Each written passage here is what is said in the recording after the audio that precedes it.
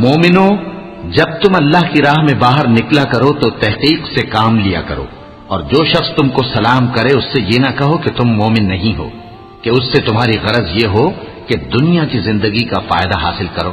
سو اللہ کے پاس بہت سی غنیمتیں ہیں، تم بھی تو پہلے ایسے ہی تھے، پھر اللہ نے تم پر احسان کیا، چنانچہ آئندہ تحقیق کر لیا کرو۔ بے شک جو عمل تم کرتے ہو اللہ کو سب کی خبر ہے۔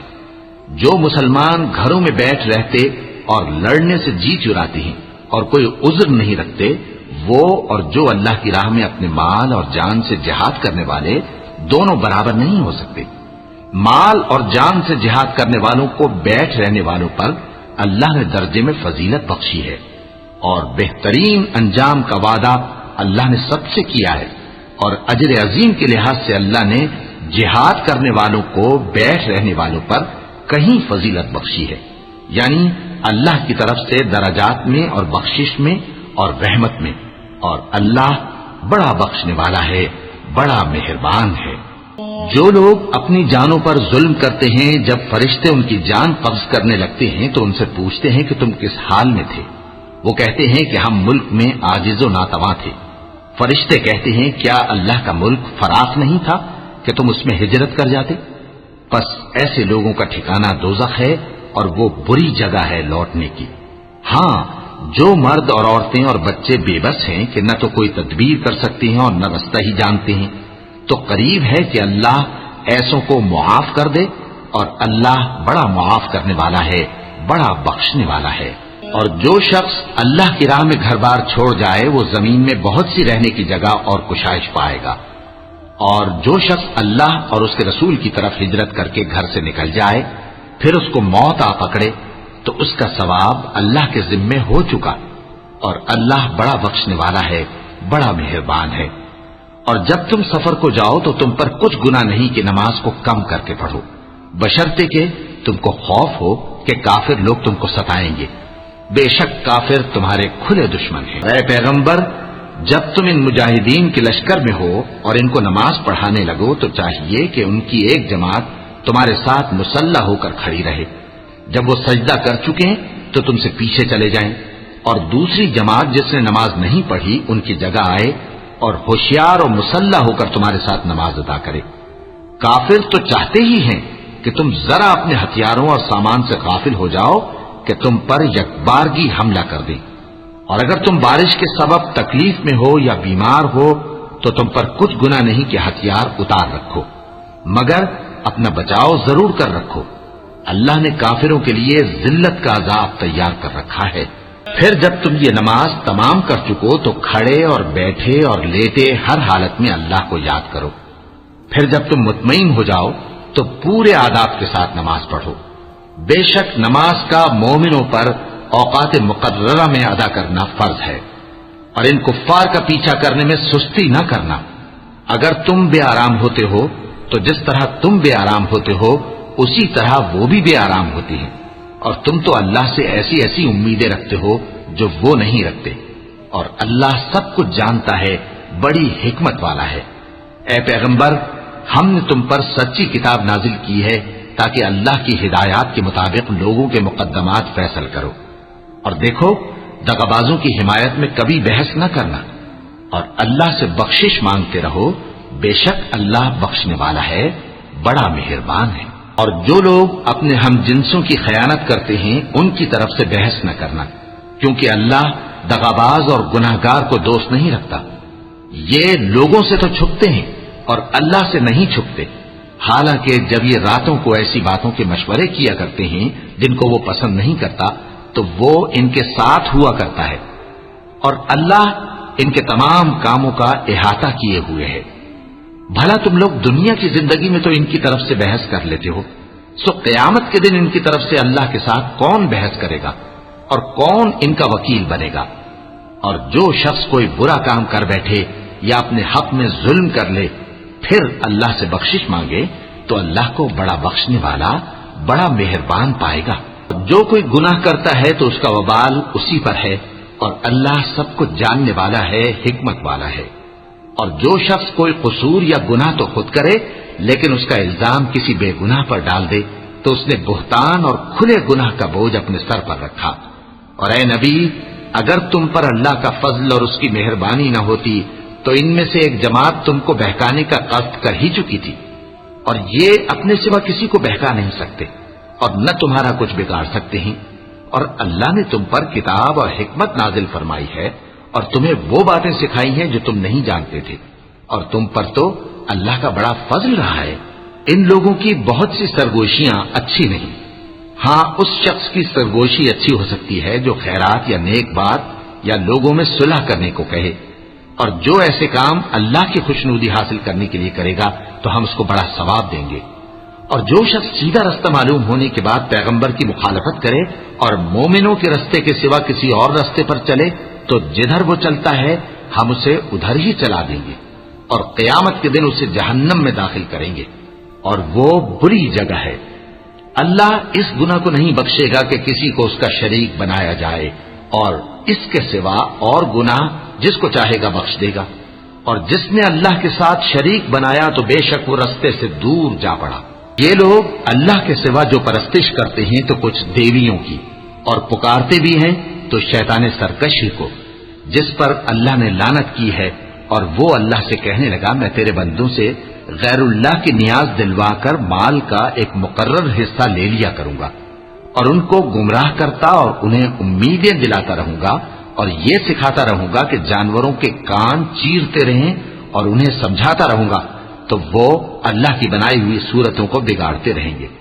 اور جس شخص نے اللہ کو چھوڑ کر شیطان کو دوست بنایا وہ صاف صاف گھاٹے میں رہا۔ وہ ان کو وعدے دیتا ہے اور امیدیں دلاتا ہے، اور جو کچھ شیطان انہیں وعدے دیتا ہے وہ دھوکہ ہی دھوکہ ہے۔ ایسے لوگوں کا ٹھکانہ جہنم ہے، اور وہ وہاں سے کوئی راہ فرار نہیں پا سکیں گے۔ اور جو لوگ ایمان لائے اور نیک کام کرتے رہے ان کو ہم بہشتوں میں داخل کریں گے جن کے نیچے نہریں جاری ہیں، وہ ہمیشہ ہمیشہ ان میں رہیں گے۔ یہ اللہ کا سچا وعدہ ہے، اور اللہ سے زیادہ بات کا سچا کون ہو سکتا ہے؟ مسلمانوں، نجات نہ تو تمہاری آرزوؤں پر ہے اور نہ اہل کتاب کی آرزوؤں پر۔ جو شخص برائی کرے گا اسے اسی طرح کا بدلہ دیا جائے گا، اور وہ اللہ کے سوا نہ کسی کو حمایتی پائے گا اور نہ مددگار۔ اور جو نیک کام کرے گا مرد ہو یا عورت جبکہ وہ صاحب ایمان بھی ہو تو ایسے لوگ بہشت میں داخل ہوں گے، اور ان کی تل برابر بھی حق تلفی نہ کی جائے گی۔ اور اس شخص سے اچھا کس کا دین ہو سکتا ہے جس نے اللہ کے آگے سر جھکا دیا اور وہ نیکوکار بھی ہے، اور ابراہیم کے دین کا پیرو ہے جو یکسو یعنی ایک اللہ کے ہو رہے تھے، اور اللہ نے ابراہیم کو اپنا دوست بنایا تھا۔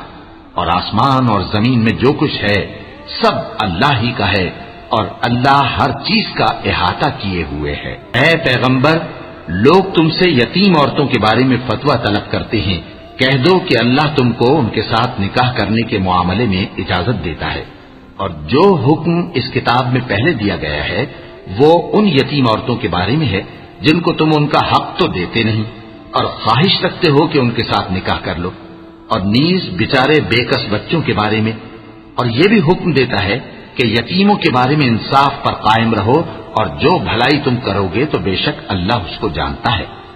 اور اگر کسی عورت کو اپنے خاوند کی طرف سے زیادتی یا بے رخی کا اندیشہ ہو تو میاں بیوی پر کچھ گناہ نہیں کہ آپس میں کسی قرارداد پر صلح کر لیں، اور صلح خوب چیز ہے، اور طبیعتیں تو خود غرضی کی طرف مائل ہوتی ہی ہیں۔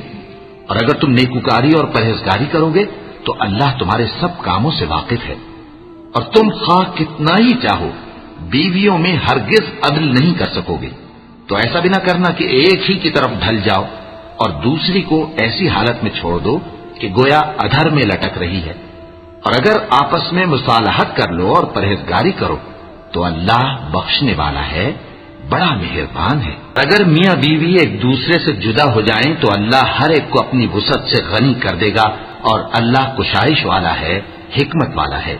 اور جو کچھ آسمانوں میں اور جو کچھ زمین میں ہے سب اللہ ہی کا ہے۔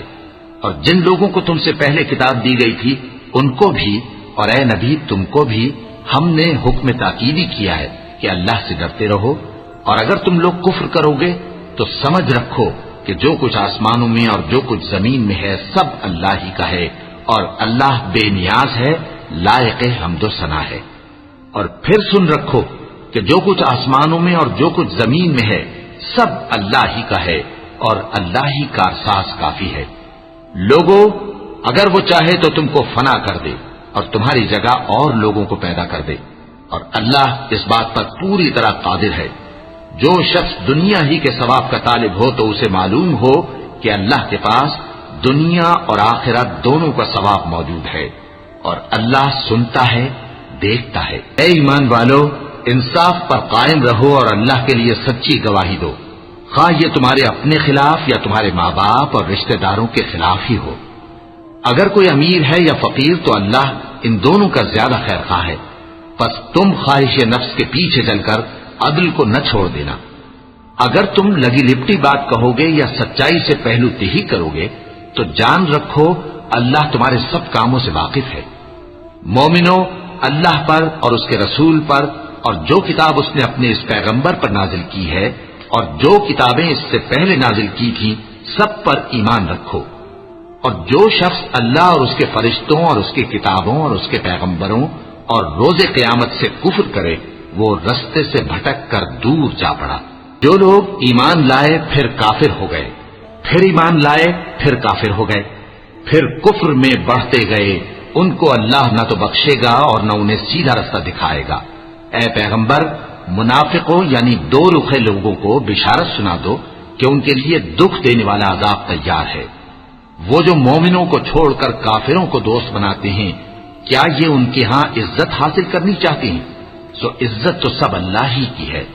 اور اللہ نے تم مومنوں پر اپنی کتاب میں یہ حکم نازل فرمایا ہے کہ جب تم کہیں سنو کہ اللہ کی آیتوں سے انکار ہو رہا ہے اور ان کی ہنسی اڑائی جا رہی ہے تو جب تک وہ لوگ اور باتیں نہ کرنے لگیں ان کے پاس مت بیٹھو، ورنہ تم بھی انہی جیسے شمار ہوگے۔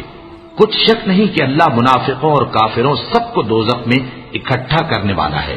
جو تم کو دیکھتے رہتے ہیں، پھر اگر اللہ کی طرف سے تم کو فتح ملے تو کہتے ہیں کیا ہم تمہارے ساتھ نہ تھے؟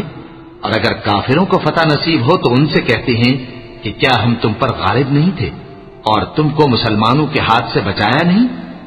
اب اللہ تم سب میں قیامت کے دن فیصلہ کر دے گا، اور اللہ کافروں کو مومنوں پر ہرگز غلبہ نہیں دے گا۔ منافق ان چالوں سے اپنے نزدیک اللہ کو دھوکہ دیتے ہیں، یہ اس کو کیا دھوکہ دیں گے؟ وہ انہی کو دھوکے میں ڈالنے والا ہے۔ اور جب یہ نماز کو کھڑے ہوتے ہیں تو سست اور کاہل ہو کر صرف لوگوں کے دکھانے کو اور اللہ کو یاد ہی نہیں کرتے مگر بہت کم۔ ڈاواں ڈول ہو رہی ہے، نہ ان کی طرف ہوتے ہیں نہ ان کی طرف، اور جس کو اللہ بھٹکائے تو تم اس کے لیے کبھی بھی رستہ نہ پاؤ گے۔ اے اہل ایمان، مومنوں کے سوا کافروں کو دوست نہ بناؤ۔ کیا تم چاہتے ہو کہ اپنے اوپر اللہ کا صریح الزام لو؟ کچھ شک نہیں کہ منافق لوگ دوزخ کے سب سے نچلے درجے میں ہوں گے اور تم ان کا کسی کو مددگار نہ پاؤ گے۔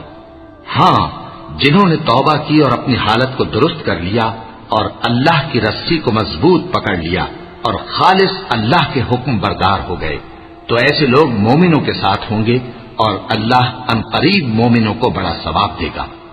اگر تم لوگ اللہ کے شکر گزار ہو اور اس پر ایمان لے آؤ تو اللہ تم کو عذاب دے کر کیا کرے گا؟